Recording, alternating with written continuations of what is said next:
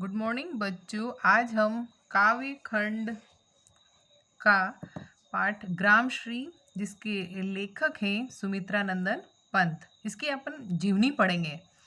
सुमित्रा नंदन पंत का जन्म उत्तरांचल के अल्मोड़ा जिले के कोसानी गांव में सन 1900 में हुआ। उनकी शिक्षा बनारस और इलाहाबाद में हुई। आज़ादी के आंदोलन के दौरान महात्मा गांधी के आह्वान पर उन्होंने कॉलेज छोड़ दिया। जब वो पढ़ाई कर रहे थे उसी वक्त महात्मा गांधी ने जो आंदोलन चलाया था, आज़ादी के लिए आंदोलन चलाया था, उस आंदोलन में वो सक्रिय भाग लिया उन लोगों ने।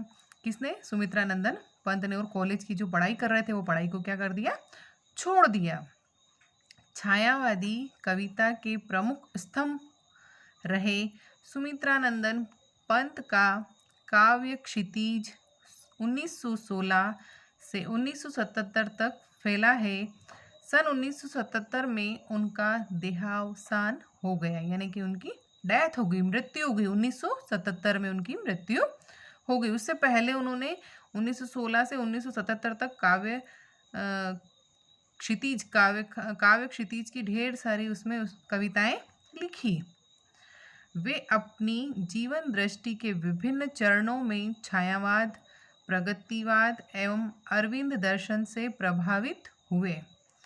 वीणा ग्रंथि, गुंजन, ग्राम्या, पल्लव, युगांत, स्वर्ण किरण, स्वर्णधुली, कला और बूढ़ा चांद, लोकायतन, चिदंबरा आदि उनकी प्रमुख काव्य कृतियां हैं।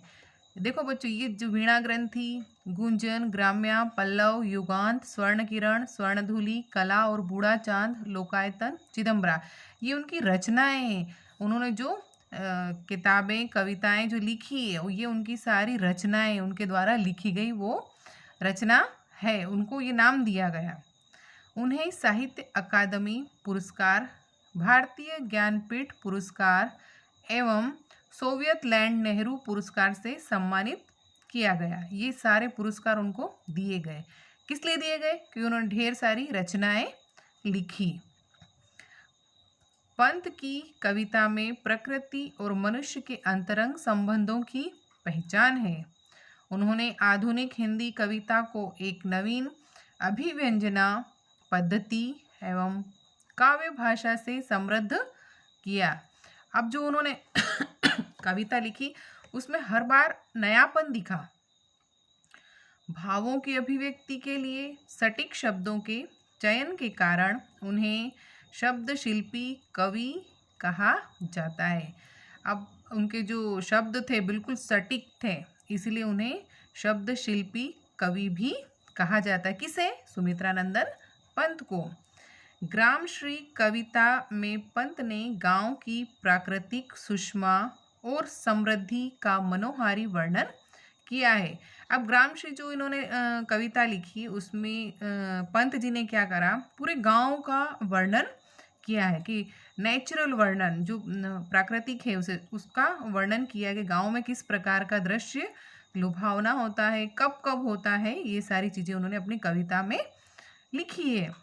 खेतों में दूर तक फैली लहलहाती फसलें, जब बारिश होती उसके बाद फसल तैयार हो जाती है सारी, तो मौसम कैसा हो जाता है और खेतों में कैसी हरियाली छा जाती है, तो उसके बारे में उन्होंने अपनी कविता में लिखा है।